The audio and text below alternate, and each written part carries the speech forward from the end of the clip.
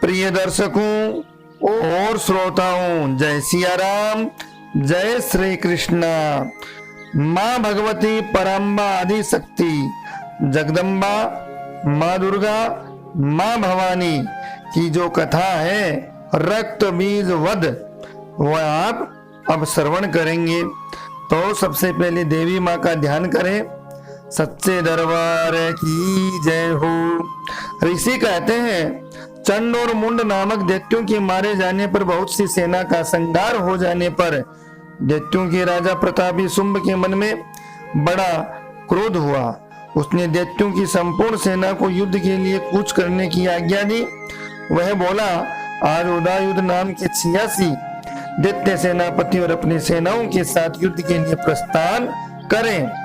कंबु नाम वाले दैत्यों के 84 सेना नायक अपनी वाहिनी से घिरे हुए यात्रा करें।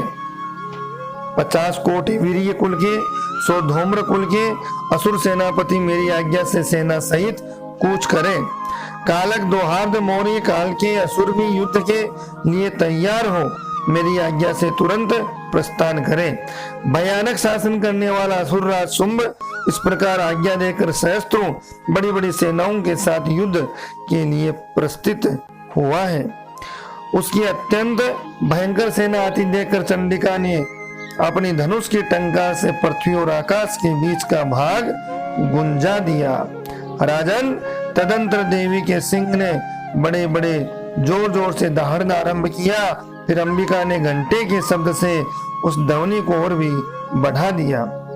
धनुष की टंकार, सिंह की दहाड़, घंटे की ध्वनि, संपूर्ण दिशाएं गूंज उठी। उस भयंकर शब्द ने काली ने अपनी विकराल मुख को और भी बढ़ा लिया। इस प्रकार वे विजयनी हुई है। बोलो काली मैया की जय हो। उस तुमुल नाद को सुनकर दैत्यों की सेनाओं ने चारों ओर से आकर चंडिका देवी, सिंह और काली देवी को क्रोध पूर्वक घेर लिया।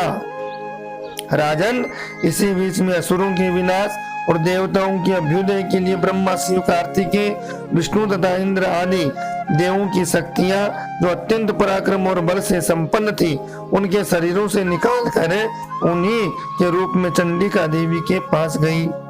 जिस देवता का जैसा रूप, जैसी वेशभूषा, जैसा वाहन है, ठीक वैसे ही साधनों से संपन्न हो उसकी शक्ति असुरों से युद्ध करने के लिए आई।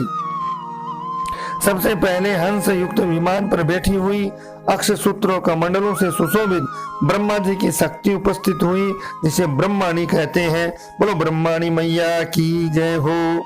महादेव जी की शक्ति वृषभ पर आरूढ़ हो, हाथों में श्रेष्ठ त्रिशूल धारण करके किए, महानग का कंकड़ पहने, मस्तक में चंद्र रेखा से विभूषित होकर के वहां पर पहुंच गई है। कार्तिकेय जी की शक्ति रूपा जगदम्बिका उन्हीं के रूप को धारण किए हुए श्रेष्ठ मयूर पर आरूढ़ हो, हाथ में शक्ति लिए दैत्यों से युद्ध करने के लिए आई है।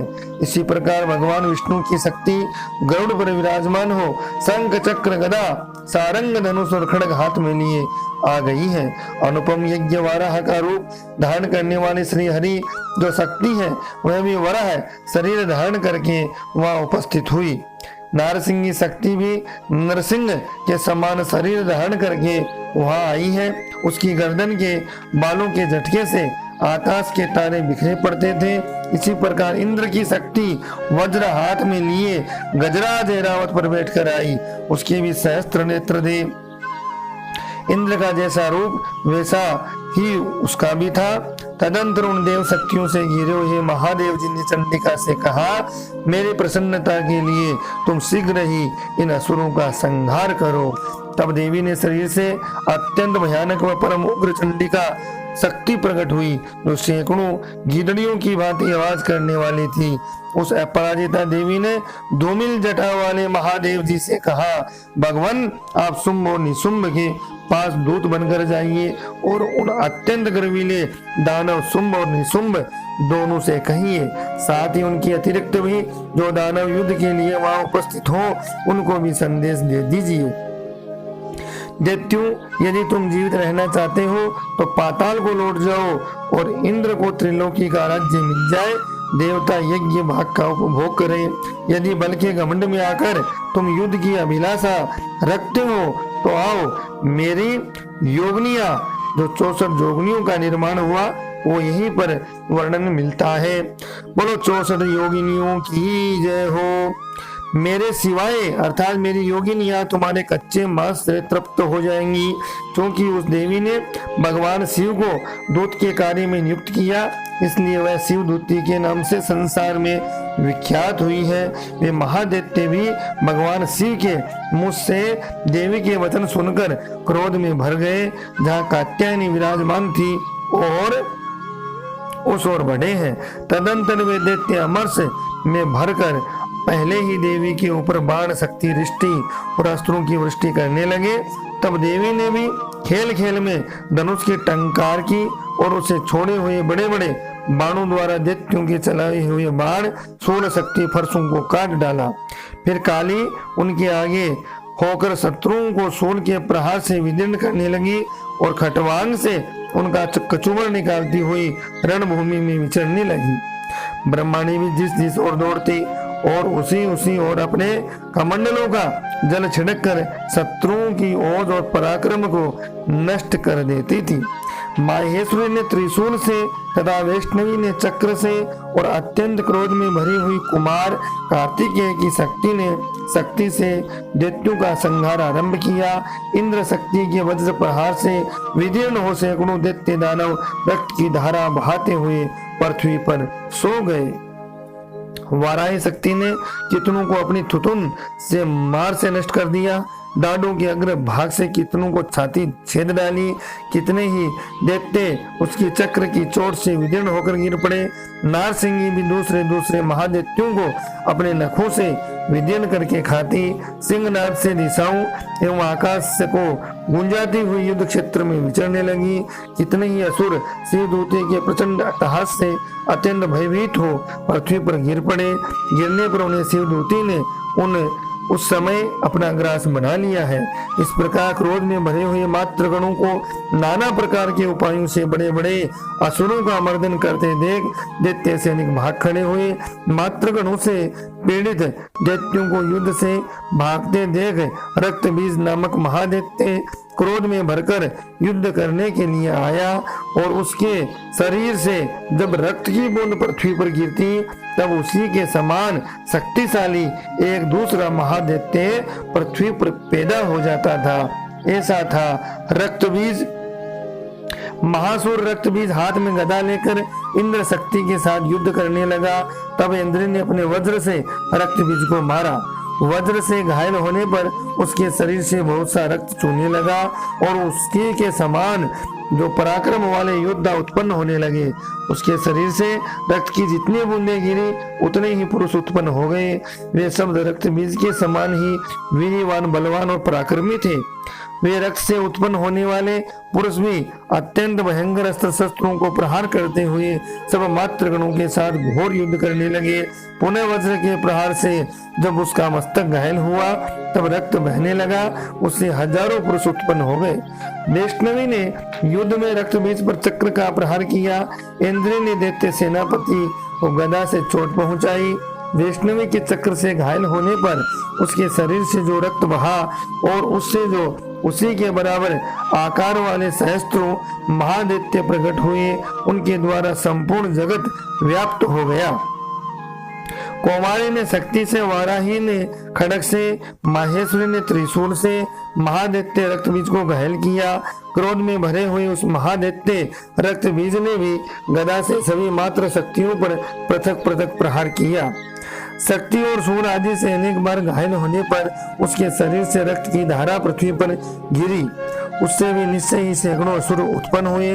इस प्रकार उस महादैत्य के रक्त से प्रकट हुए असुरों द्वारा संपूर्ण जगत व्याप्त हो गया। इससे उन देवताओं को बड़ा भय हुआ। देवताओं को उदास देखकर चंडिका ने काली से शीघ्रता पूर्वक कहा, चामुंडे तुम अपना मुख और फैलाओ तथा मेरे शस्त्रपात से गिरने वाले रक्त बिंदु और उनसे उत्पन्न होने वाले महादैत्यों को तुम अपने इस उतावले मुख से खा जाओ। इस प्रकार रक्त से उत्पन्न होने वाले महादैत्यों को भक्षण करती हुई तुम रण में विचरती रहो। ऐसा करने से उस दैत्य का सारा रक्त क्षीण हो जाने पर वह स्वयं ही नष्ट हो जाएगा। उन भयंकर दैत्यों को जब तुम खा जाओगी तब दूसरे नए नए दैत्य उत्पन्न नहीं हो सकेंगे। काली से यूं कहकर चंडिका देवी ने सूल से रक्त बीज को मारा और काली ने अपने मुख में उसका रक्त पी लिया। बोलो काली मैया की जय, बोलो चंडिका मैया की जय हो।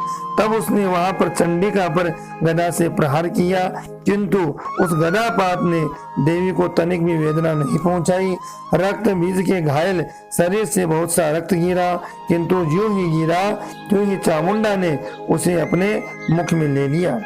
रक्त गिरने से काली के मुख में जो महादैत्य उत्पन्न हुए उन्हें भी वह चट कर गई। उसने रक्त बीज का रक्त भी पी लिया। बोलो चामुंडा मैया की जय हो। तदंतर देवी ने रक्त बीज को और जिसका रक्त चामुंडा ने भी पी लिया था वज्र बाण खड़ग वृष्टि आदि से मार डाला।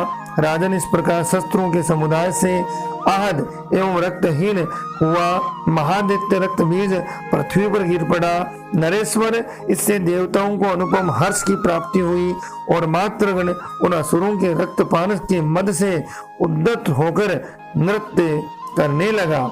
इस प्रकार से मार्कंडेय पुराण में यह देवी महात्म्य का रक्त बीज वध नामक का ये जो है महात्म्य कथा आपने श्रवण करी।